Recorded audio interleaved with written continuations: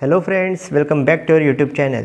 विद्यार्थी मित्रांनो, आज आपण या व्हिडिओमध्ये इयत्ता 10वीच्या इतिहास आणि राज्यशास्त्र या विषयाच्या SSC बोर्ड एक्झाम 2023ला येणारे महत्त्वाचे प्रश्न आपण पाहणार आहोत. इतिहासासाठी कोणते प्रश्न येऊ शकतात आणि राज्यशास्त्रासाठी कोणते महत्त्वाचे प्रश्न परीक्षेमध्ये विचारले जाऊ शकतात ते आपण पाहणार आहोत. त्या अगोदर मी तुम्हाला सांगू इच्छितो की संकल्पना चित्र जी तुम्हाला विचारली जातात त्यासाठी प्रत्येक धड्याखाली दिलेली सगळीच्या सगळी संकल्पना चित्र तुम्ही अभ्यासायची आहेत. यामध्ये आपण तुम्हाला टिपा लिहा, त्यानंतर सकारण विधाने स्पष्ट करा, थोडक्यात उत्तर लिहा, संकल्पना स्पष्ट करा आणि जे मोठे प्रश्न असतात ते प्रश्न आम्ही तुम्हाला महत्त्वाचे देणार आहेत. त्याचा जर का तुम्ही नीट अभ्यास केला तर नक्कीच तुम्हाला परीक्षेमध्ये त्याची मदत होईल. चला तर आपण या व्हिडिओला सुरुवात करूया. इतिहासासाठी आपण महत्त्वाचे प्रश्न पाहणार आहोत. त्यासाठी सगळ्यात पहिला प्रश्न जो असतो तो म्हणजे टिपा लिहा. प्रत्येकी 2 मार्काला तुम्हाला टिपा लिहा हा प्रश्न विचारला जातो. तर टिपा लिहासाठी महत्त्वाचे प्रश्न बघा कोणकोणते आहेत. सगळ्यात पहिला प्रश्न तुम्हाला दिलेला आहे प्रसार माध्यमांची आवश्यकता. प्रसार माध्यमांची आवश्यकता. त्यानंतर दुसरा येण्यासारखा प्रश्न आहे तो म्हणजे ऐतिहासिक स्थळांचे जतन व संवर्धन. ऐतिहासिक स्थळांचे जतन व संवर्धन. तिसरा प्रश्न आहे स्त्रीवादी इतिहास लेखन. स्त्रीवादी इतिहास लेखन. चौथा आहे खेळ आणि उत्सव. खेळ आणि उत्सव. पाचवा आहे मनोरंजनाची आवश्यकता. सहावा आहे इंडियन म्युझियम. Indian museum.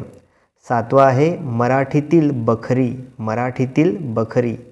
आठवा आहे उपयोजित लेखन. उपयोजित लेखन. नववा प्रश्न येण्यासारखा आहे तो म्हणजे हेमाडपंथी शैली. हेमाडपंथी शैली. आणि 10वा प्रश्न येण्यासारखा आहे तो म्हणजे द्वंद्ववाद. द्वंद्ववाद. तर हे महत्त्वाचे 10 प्रश्न तुम्हाला टिपा लिहासाठी मी दिलेले आहेत. त्यापैकी कोणतेही 4 प्रश्न तुम्हाला विचारले जातात परीक्षेमध्ये आणि त्यातले 2 तुम्हाला लिहायचे असतात. तर हे 10 प्रश्न जर का तुम्ही नीट रेफर केले, नीट वाचले, नीट पाठ केले तर नक्कीच तुम्हाला येणाऱ्या परीक्षेमध्ये त्याची मदत होईल.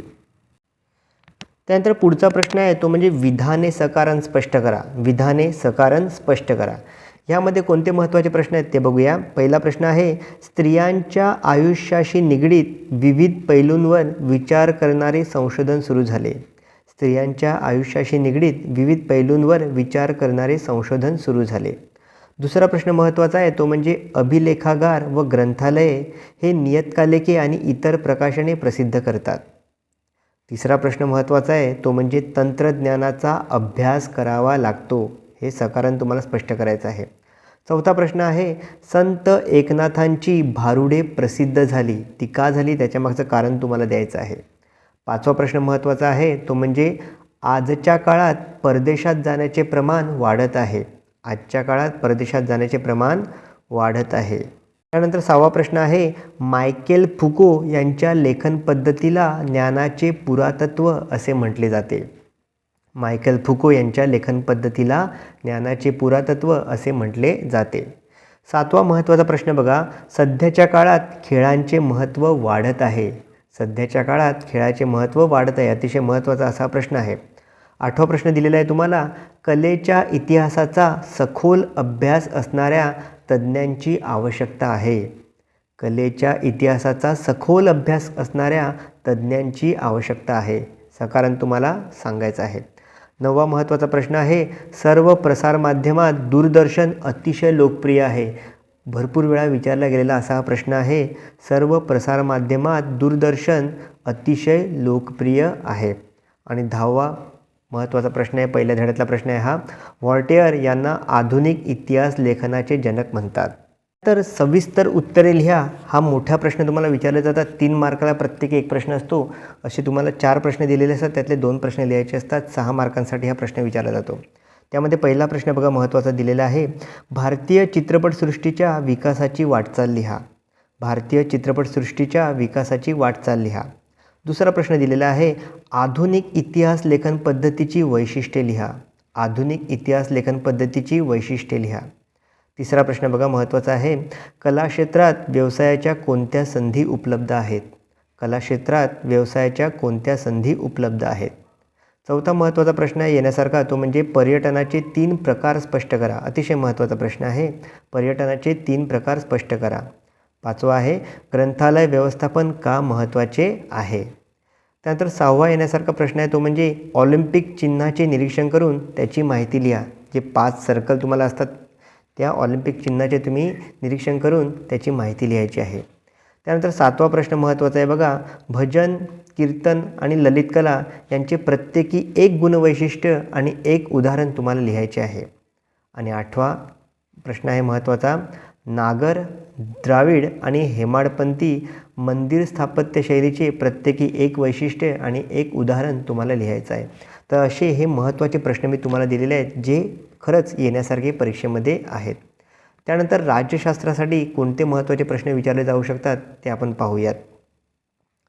त्यामध्ये बघा पहिला प्रश्न जो तुम्हाला विचारला जातो तो म्हणजे संकल्पना स्पष्ट करा. संकल्पना स्पष्ट करा.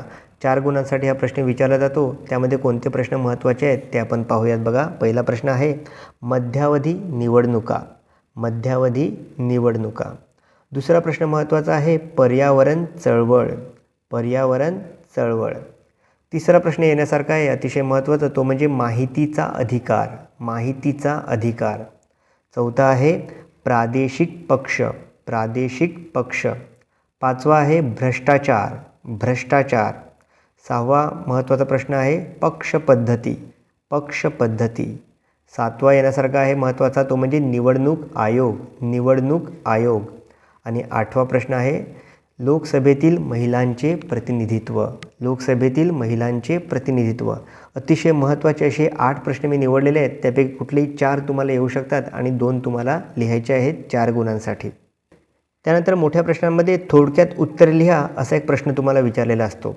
त्यामध्ये महत्त्वाचे प्रश्न कुठले विचारले जाऊ शकतात ते आपण पाहूयात. पहिला प्रश्न आहे निवडणूक आचारसंहिता म्हणजे काय. निवडणूक आचारसंहिता म्हणजे काय. दुसरा प्रश्न आहे कामगार चळवळीच्या कोणत्या मागण्या आहेत. कामगार चळवळीच्या कोणत्या मागण्या आहेत. तिसरा प्रश्न येण्यासारखा आहे तो म्हणजे राजकीय पक्ष कोणती कामे करतात. राजकीय पक्ष कोणती कामे करतात. चौथा प्रश्न येण्यासारखा आहे तो म्हणजे सामाजिक न्याय प्रस्थापित करणे म्हणजे काय. सामाजिक न्याय प्रस्थापित करणे म्हणजे काय.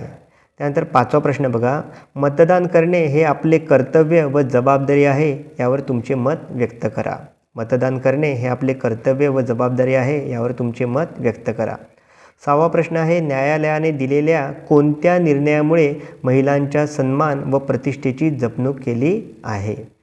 7वा प्रश्न बघा येण्यासारखा अतिशय महत्त्वाचा इलेक्ट्रॉनिक मतदान यंत्राद्वारे करण्यात येणारे मतदान पर्यावरणास सहाय्यभूत ठरत आहे. स्पष्ट करा.